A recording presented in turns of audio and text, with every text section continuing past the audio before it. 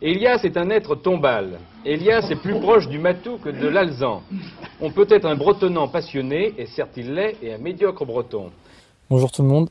Aujourd'hui, je vais vous parler d'un passage télé assez polémique qui s'est déroulé sur le plateau de Bernard Pivot, le plateau de l'émission Apostrophe. C'est un sujet que je voulais aborder depuis longtemps parce qu'il cristallise beaucoup de choses en un seul événement.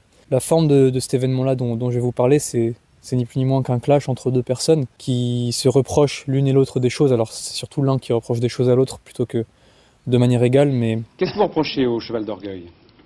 Mais aujourd'hui, voilà, je vais vous parler de deux personnages, Père Jacques Elias et Xavier Graal, qui sont des hommes très importants dans l'histoire de la Bretagne, en tout cas du XXe siècle. Avant de parler d'eux, moi je tiens à faire savoir que ce sont deux hommes que j'admire de manière égale, l'un et l'autre pour des choses différentes, mais je tiens vraiment ces deux figures vraiment dans mon cœur, même si je les ai pas connus. En tout cas, j'ai beaucoup d'admiration pour eux. Et donc on est dans les années 70. Un homme qui s'appelle Père Jacques Elias, qui n'est pas très connu à cette époque, qui est devenu très célèbre à la suite de la publication d'un de ses livres. Il en a écrit beaucoup. Mais celui dont je vais parler là, c'est celui qui s'intitule Le Cheval d'Orgueil, que beaucoup d'entre vous, je pense, ont déjà entendu parler, sans l'avoir lu même. Moi, ça fait très longtemps que j'entends ce terme, Cheval d'Orgueil, et j'ai mis vraiment des années avant de savoir concrètement ce que c'était. Donc, parce qu'il y a eu un film aussi.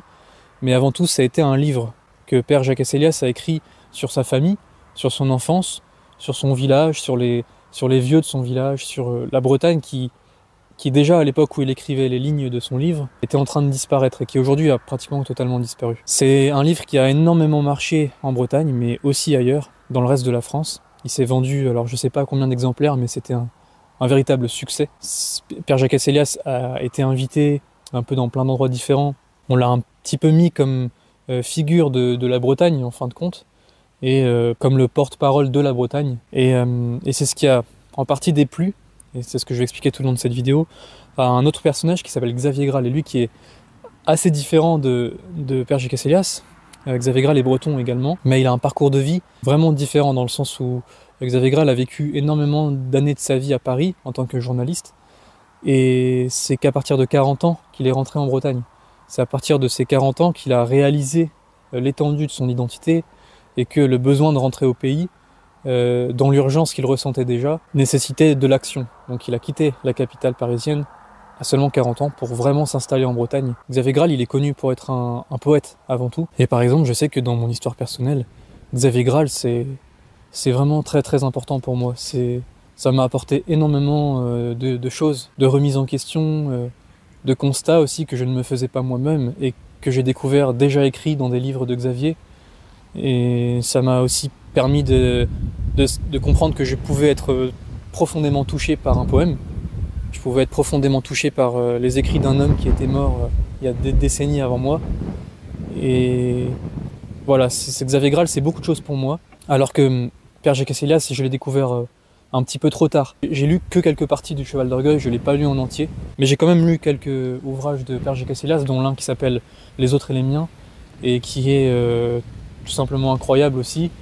Ce sont deux hommes qui n'ont pas du tout fait le même travail pour la Bretagne, en fait. Et ça, il faut, je pense, le comprendre dès le départ. Et c'est ce qui peut-être n'a pas été compris, c'est ce qu'ils n'ont pas expliqué eux-mêmes dans leurs interventions à la télé. Je ne sais pas tant quelle était la relation entre ces deux hommes dans le privé. Moi, quand j'ai découvert l'événement public de cette émission... Là, vous êtes allé un peu fort. Alors, non, je ne crois pas. Fondamentalement, j'ai pas eu tort. J'ai été attristé un petit peu de voir que ceci avait eu lieu. Et j'ai essayé de comprendre, en fait, pourquoi deux hommes qui, pourtant proches, ont pu être autant en désaccord. Quelle était la source de leur désaccord concrète? J'ai toujours dit que, dans ce livre, que ce n'était pas une question de personne, que c'est une question de... Un best-seller, c'est quand même une chose politique. Quoi qu'on en dise, c'est comme ça.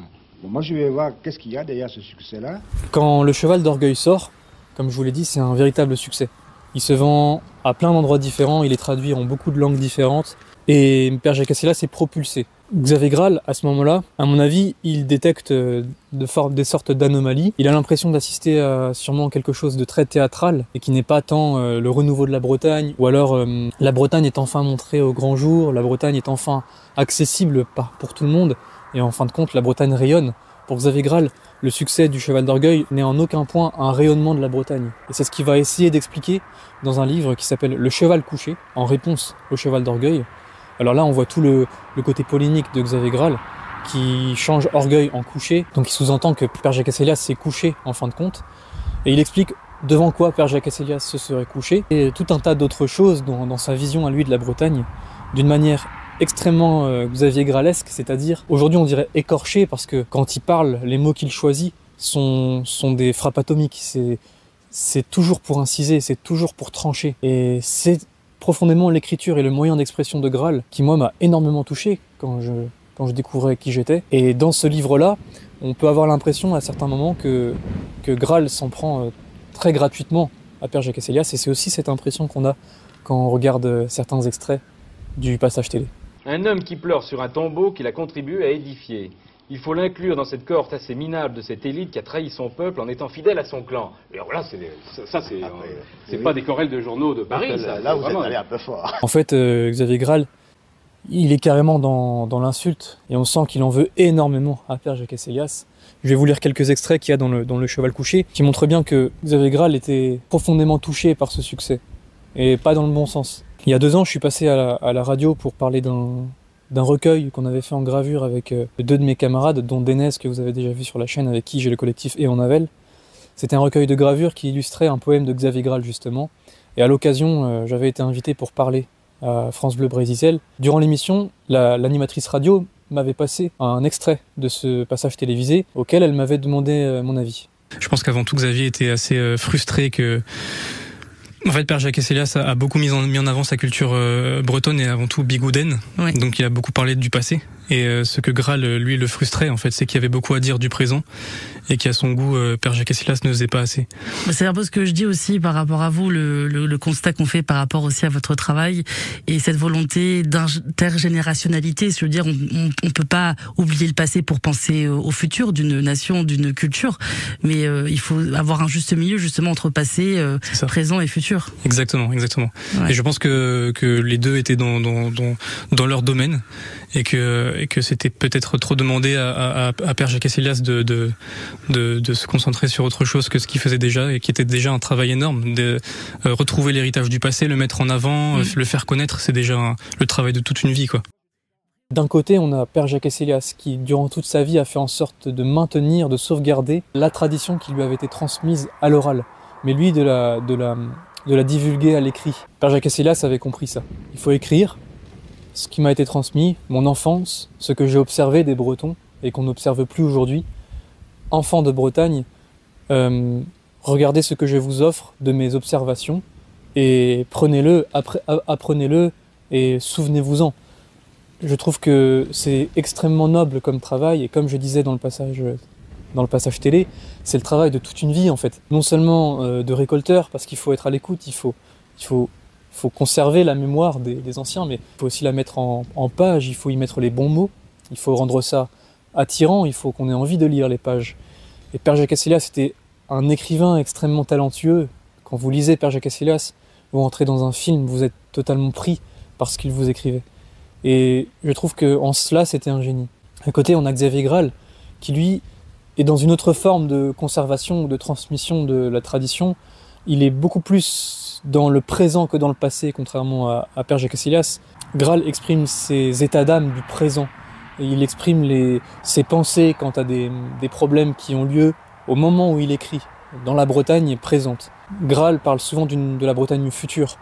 Il rêve d'une Bretagne future. Vous y croyez l'avenir? Sûrement.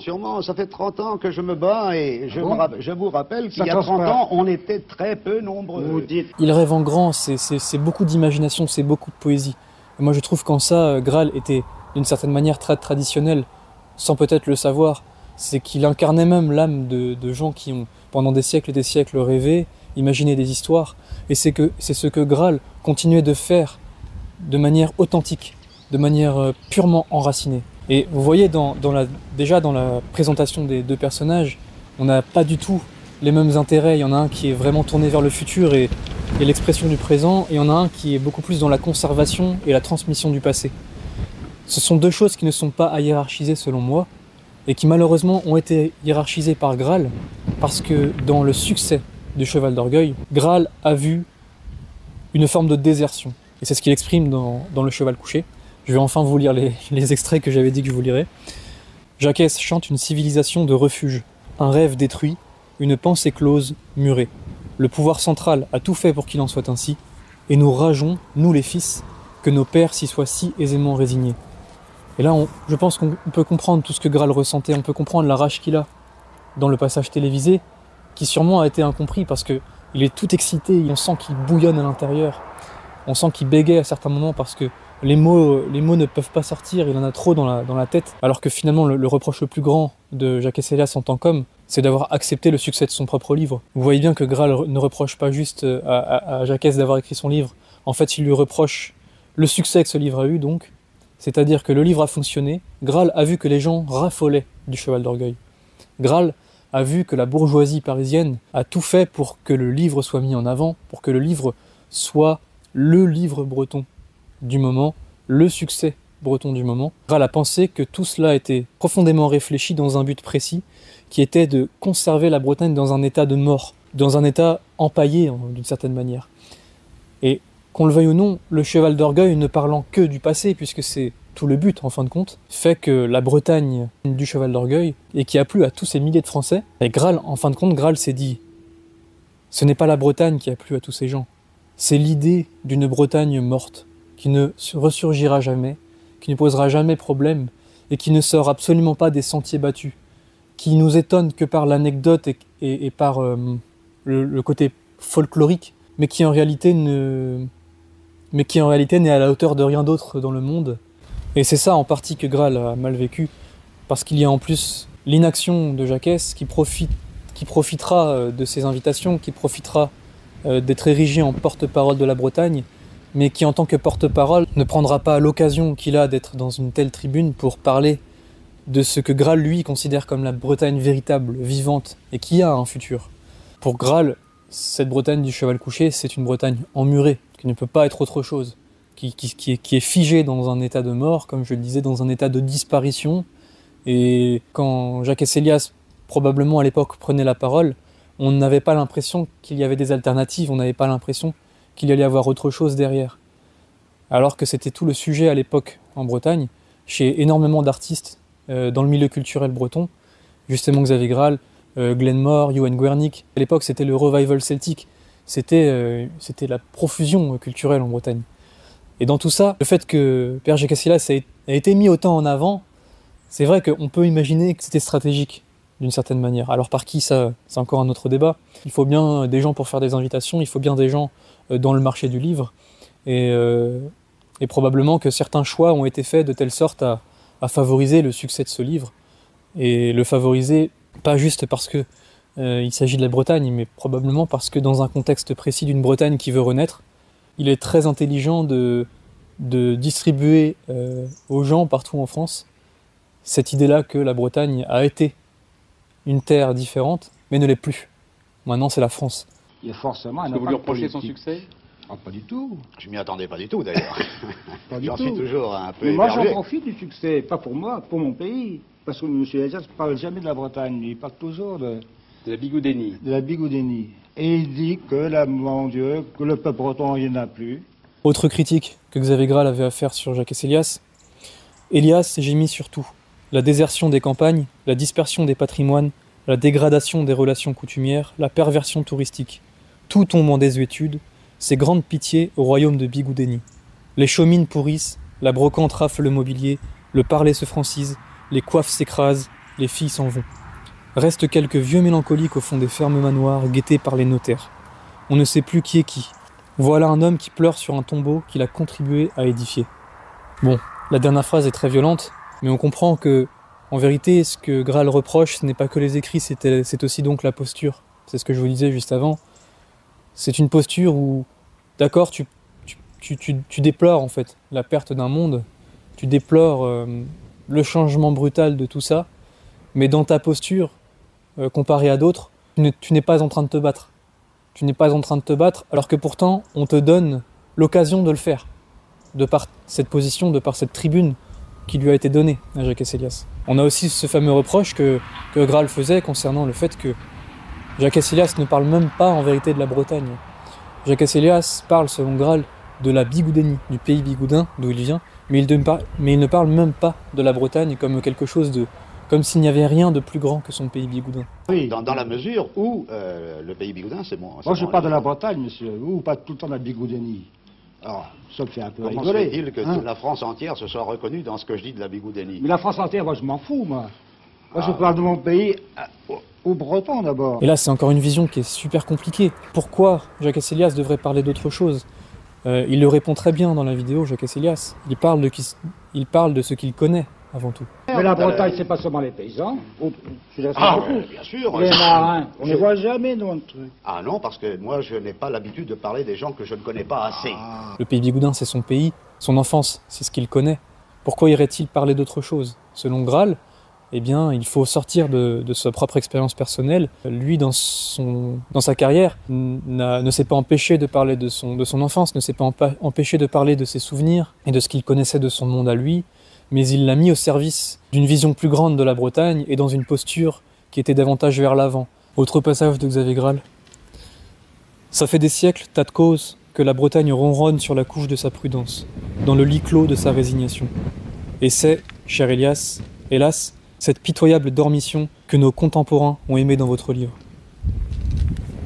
Et voilà, cette idée-là que, mettez-vous à la place de Graal, vous voyez que le livre marche beaucoup, vous voyez que les gens se l'arrachent, que les gens adorent lire ce livre, et que les gens finalement adorent la Bretagne. Dans l'œil de Graal, les gens n'adorent pas la Bretagne, ils adorent l'idée qu'elle soit morte, ils adorent l'idée que ce soit terminé, de parcourir son histoire comme on parcourirait l'histoire d'un royaume qui n'a aucun avenir, comme on irait au musée, comme on irait au zoo. Mais Graal n'a pas fait que dire du mal de ce livre, parce qu'il a aussi trouvé des bons côtés. Forcément, c'est pas quelqu'un qui est à ce point borné. Et il y a un passage où Graal exprime assez joliment les aspects positifs du cheval d'orgueil. Il dit « Assurément, Père Jacques Asselias restera celui qui aura conçu, mûri, écrit, en hommage à celle de son clan, le récit vivant et sensible d'une très haute civilisation. Et pour cela encore, nous les jeunes fous du pays de Bretagne, nous nous réjouîmes. » Moi, ce que j'ai voulu faire, c'est défendre un peuple breton dont personne ne s'est jamais occupé. Parce qu'au XIXe siècle, c'était quand même des réactionnaires, des légitimistes et des nobles qui s'en occupaient. Ils s'en occupaient, mais alors, vraiment de haut, n'est-ce pas? Moi, j'ai défendu le peuple. Et au fond, c'est ça que vous me reprochez. Vous m'avez reproché d'avoir fait un livre populaire. D'avoir fait un livre en l'honneur des hommes obscurs dont personne ne s'occupe. Vous êtes là-haut, vous êtes en train de vaticiner. Les chevaux couchés ne vont pas vers la mer. Il y a des quantités de grands vents dans les grands arbres. Je suis très heureux du travail qu'a fait cet homme-là pour mon pays, pour la Bretagne et pour la conservation de sa mémoire. Alors je dis pour mon pays, pour la Bretagne, encore une fois, Jacques Asselias a beaucoup écrit sur la bigoudénie. Moi je ne suis pas bigoudin, mais ce n'est pas grave parce que même si c'est la bigoudénie, je ne rejette pas le fait qu'un bigoudin écrive toute sa vie sur la bigoudénie. Et je sais, et d'autant plus que ce n'est pas ce qu'a fait véritablement Elias, même si en grande partie, comme je vous le dis, c'est la bigoudénie, c'est comme ça, c'est son pays. Mais quand on considère que son pays c'est la Bretagne de manière plus grande, on peut être frustré parce que la réelle émotion de Xavier Graal à ce moment-là, c'est de la frustration, ni plus ni moins. Certains diront qu'il y avait de la jalousie d'un homme qui n'a pas eu la tribune, qui n'a pas eu le succès d'Elias, et qui vient dire et vient faire un livre pour dire « moi, si j'avais eu votre succès, j'aurais fait différemment ». On peut penser ça, et c'est en quelque sorte ce qui s'est passé aussi. Quand je lis, moi, Père Jacques Asselias, je suis très content qu'il ait écrit sur la bigoudénie, parce que ça m'indique quand même des choses sur la tradition des anciens. Tout ce qui était bigoudin n'était pas que bigoudin, même si on connaît un peu cette tendance des bigoudins, si vous vous intéressez un peu à l'histoire de Bretagne, qui est une partie du peuple breton un peu à part. Et on a l'impression qu'elle a toujours fait pour être à part dans tous les domaines. Alors forcément, ça donne lieu à une étude à part, à une étude approfondie sur le sujet bigoudin. Et en vérité, je pense que tous les pays de Bretagne auraient droit à leur étude profonde. C'est vraiment cette idée que ça a marché, cette idée que Jacques Asselias aurait pu en dire plus. Graal n'hésitait pas à parler de nation bretonne, de nation celtique. Ce sont des mots qui ne sortiraient pas de la bouche de Père Jacques Asselias. D'ailleurs, Graal le lui reproche dans l'interview, dans ce passage-là.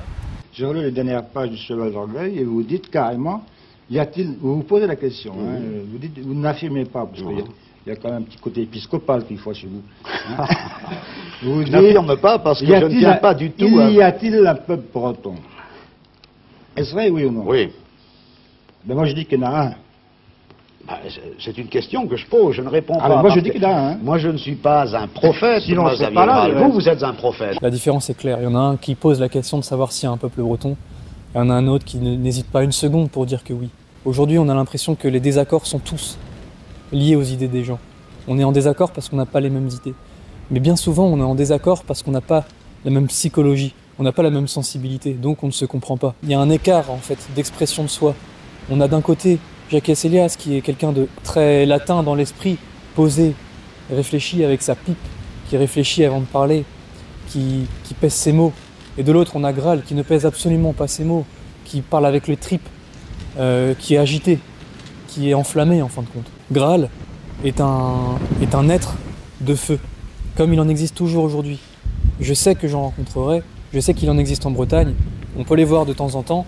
Ce sont souvent des gens qui sont attirés par tout ce qui peut exprimer la force, tout ce qui peut exprimer la radicalité, tout ce qui peut exprimer l'action. Toutes ces choses-là qui sont intrinsèquement liées au combat, en fait. Ce sont des gens qui sont dans le combat, et il y a des gens qui sont plus dans une forme de réflexion, dans un combat indirect, qui sont plus dans l'influence. Et bon, là je fais deux grandes familles, mais c'est un peu, pour grossir le trait, ce qui différencie Graal de Jacques Elias. Graal dit dans son livre Le Cheval couché, à un moment, « Eh bien oui, c'est de prophètes téméraires et violents dont nous avons besoin. Mais Elias est un être tombal. C'est fini, dit-il. » Pourquoi c'est aussi intéressant cette interview, c'est que ça pourrait réavoir lieu en fait. C'est que ça a toujours lieu dans les débats aujourd'hui, que ce soit au sein d'une même famille, ou que ce soit sur d'autres discussions qui ne concernent absolument pas la Bretagne. Bien souvent les gens sont en désaccord, mais c'est parce qu'ils n'ont pas la même sensibilité. Il y a des gens qui n'ont pas les mêmes stratégies vis-à-vis d'un désir qui pourtant est commun. Et donc en plus de ne pas avoir les mêmes positions, les mêmes traits de personnalité, les mêmes caractères, du coup ils ne se comprennent pas. Ils ne savent pas exprimer, ils ne savent pas toucher le cœur de l'autre pour réellement comprendre, et du coup ils sont dans une forme d'invective. On va essayer de piquer l'autre là où on sent que ça pêche. Mais je crois profondément pas que c'est comme ça qu'il fallait faire. Et même si j'étais pas à la place de Graal. Il me semble que le succès que vous avez eu, et que je salue du reste, mais j'ai bien droit de le discuter parce que tout ça occulte toute une partie de la Bretagne que moi je crois vivante et ardente. Ce qu'il faut aussi dire, c'est que Graal et Elias étaient des frères en fin de compte. C'était ni plus ni moins que des frères. Je pense que, et je suis triste de voir que Graal ait pu se laisser à autant prendre Jacques de haut. C'est quelque chose qui m'attriste un petit peu quand je repense à toute cette histoire, et que j'aimerais que ça ne se reproduise pas à l'avenir si possible. Xavier Graal est un être de feu, et Xavier Graal pensait qu'il fallait le feu pour avoir ce qu'on voulait, pour imposer, pour avancer. Il faut le feu pour avancer. Et ce que je voulais dire pour conclure la vidéo, c'est que personnellement je suis d'accord avec Graal, mais il y a plusieurs sortes de feu. Ce feu-là que Graal incarnait, pour moi, peut être contre-productif à certains moments. Je pense que l'énergie vive, la force et toutes ces notions peuvent faire améliorer les choses. C'est l'histoire, hein, c'est l'histoire de l'humanité. Mais à des moments très stratégiques, c'est l'énergie vive mais concentrée, canalisée et répartie d'une manière beaucoup plus intelligente parfois que l'expression pulsionnelle. Ce que Graal incarnait un petit peu également dans un autre temps. Je ne critique pas toute cette histoire de pulsion et cette manière d'exprimer les choses parce que, en fin de compte, c'est ce qui m'a énormément touché aussi dans l'écriture de Graal. C'est qu'il écrit avec ses tripes. Mais si vous avez envie de vous faire une idée de ce que la Bretagne a pu faire ressentir chez deux hommes très intelligents et intéressants il y a plus de 50 ans, eh bien, je vous conseille de lire Le Cheval couché de Xavier Graal, avant ou après, peu importe. En réalité, il ne parle même pas du récit que Jacques raconte dans Le Cheval d'Orgueil. Il parle du succès et il parle aussi de la Bretagne. Il parle aussi en réalité de sa vision à lui de la Bretagne. Ce que je veux éviter à l'avenir, c'est de nous faire être encore plus divisés, parce que cette interview me rend triste dans ce sens. Jacques et Xavier étaient divisés totalement. Alors que tout aurait pu les réunir, ils auraient même pu travailler ensemble, quelque part. Et voilà, moi, ce qui m'attriste, je sais qu'on ne peut pas s'entendre avec tout le monde, quand bien même ce sont des gens de notre pays, quand bien même ce sont des frères ou des sœurs, des semblables. Et je ne m'attends pas à ce que je m'entende avec tout le monde plus tard dans ma vie et dans mes productions artistiques. Mais je vais quand même essayer et tâcher de garder un lien avec tout le monde, et que même si on est en profond désaccord, je ne veux pas qu'on en arrive là à nouveau. qu'on soit concentré constamment à essayer de se comprendre. Et voilà, j'espère que le cadre vous aura plu encore. Moi en tout cas ça me fait beaucoup de bien de parler, d'exprimer et de savoir que ce sera regardé et que potentiellement des gens auront leur avis à donner. Et que je ferai aussi peut-être connaître l'histoire de ces deux livres et de ces deux hommes à plus de gens.